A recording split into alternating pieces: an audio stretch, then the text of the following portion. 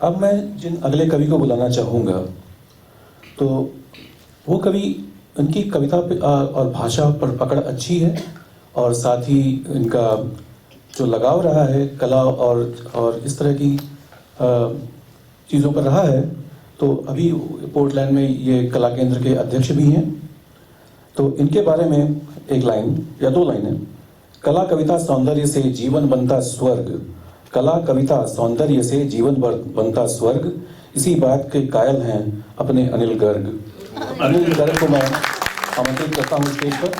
ये पहली कविता इन्होंने लिखी है, और इन्होंने एक अंग्रेजी की कविता का इन्होंने अनुवाद किया है अपने शब्दों में।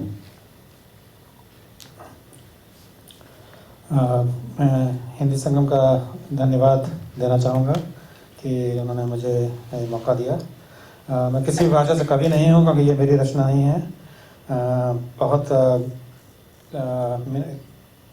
कहने के बाद मैंने कोशिश की है ये अनुवाद करने की, तो उम्मीद है आपको पसंद आएगी। तो ये कविता ये कुछ 2-3 साल पहले या उससे भी पहले फेसबुक पर काफ़ी प्रचलित हुई थी। इस कविता का नाम है डैश। इसके ओरिजिनल जो उन्होंने लिखा है उनका नाम है लिंडा एलिस। तो शायद आप लोगों ने पढ़ी होगी। तो ये मेरा उसका अनुवाद है।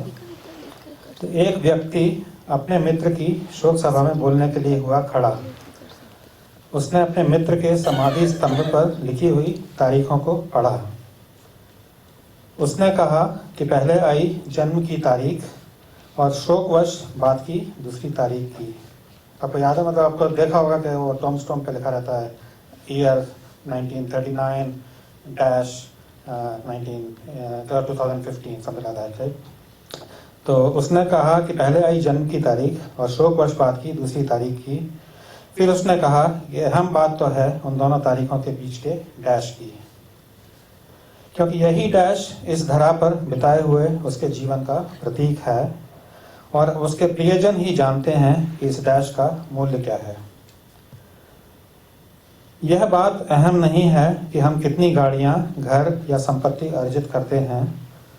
खास बात यह है कि हम किस तरह जीते, प्रेम करते और अपना डैश व्यतीत करते हैं। अतः इस बात पर गंभीरता से गौर करें कि क्या कुछ ऐसा है जिसे आप चाहेंगे बदलना, क्योंकि किसी को पता नहीं है बदलाव लाने के लिए आपके पास समय बचा है कितना।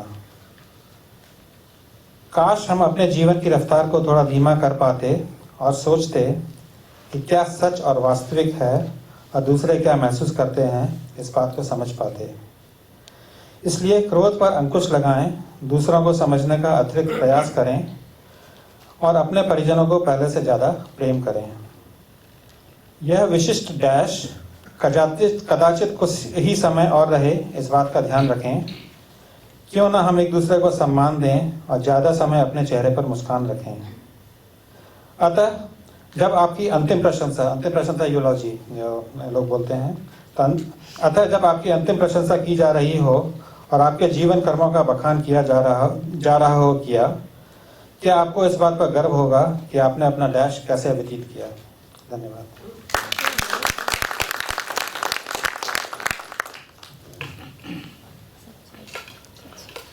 मित्रों, अनुवाद जो होता है वो हमेशा सहज नहीं होता, क्योंकि अनुवाद की भाषा में कहीं ना कहीं कुछ मतलब खो जाते हैं।